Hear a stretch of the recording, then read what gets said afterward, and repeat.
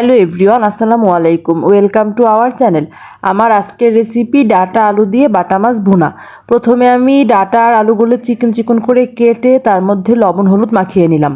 এবার প্রথমে মাছগুলো এবং তারপর ডাটা আর আলুগুলোকে একসাথে ভেজে নিলাম। ভাজা হয়ে গেছে, এবার যাব রান্নার দিকে। তেল দিয়ে তেলের মধ্যে পেঁয়াজ কাঁচামরিচ কুচি দিলাম, দিয়ে কিছুক্ষণ ভেজে অল্প কিছুটা টমেটো দেব। টমেটো দিয়ে কিছুক্ষণ ভাজা ভাজা করব, তারপর দেব মশলা, পেঁয়াজ আদা রসুন জিরা একসাথে বেটে রাখা। এবার এই মশলাটা দিয়ে সামান্য একটু পানি দিয়ে একসাথে কষিয়ে নেব। মশলাটা কষানো হচ্ছে। মশলাটা কষানো হয়ে গেলে এরপর আমি একে একে দিয়ে দেব লবণ, তারপর দিব ধনিয়ার গুঁড়া, তারপর দিব মরিচের গুঁড়া। প্রত্যেকটা মশলা দিব আর একটু মিশিয়ে নেব। তারপর দেব হলুদের গুঁড়া। এবার সব মশলাগুলোকে ভালোভাবে কষিয়ে নেব।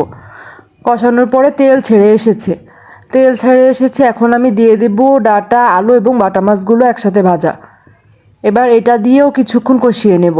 আর সাথে দেব কিছুটা টমেটো কুচি আমি আগে কিছুটা দিছিলাম, আর এখন আমি আরও কিছুটা টমেটো কুচি অ্যাড করব। দিয়ে দিলাম টমেটো কুচি। এবার এগুলোকে একটু ভাজা ভাজা করে পরিমাণ মতো পানি দিয়ে দেব। পরিমাণ মতো পানি দেওয়া হয়ে গেছে। এবার কিছুক্ষণ ওয়েট করব, পানিটা ফুটবে এবং পানিটা শুকানো পর্যন্ত। এবার আমি একদম নামানোর আগে দিয়ে দেব ধনেপাতা কুচি দিয়ে কিছুক্ষণ রাখবো, তারপর পানিটা শুকিয়ে আসবে।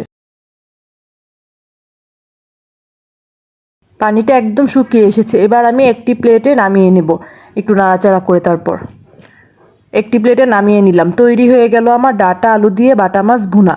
ভিডিওটি কেমন লাগলো অবশ্যই জানাবেন, আর ভালো লাগলে অবশ্যই লাইক কমেন্ট শেয়ার এবং সাবস্ক্রাইব করতে ভুলবেন না। এরকম আরও নতুন নতুন রেসিপি পেতে আমাদের সাথেই থাকুন।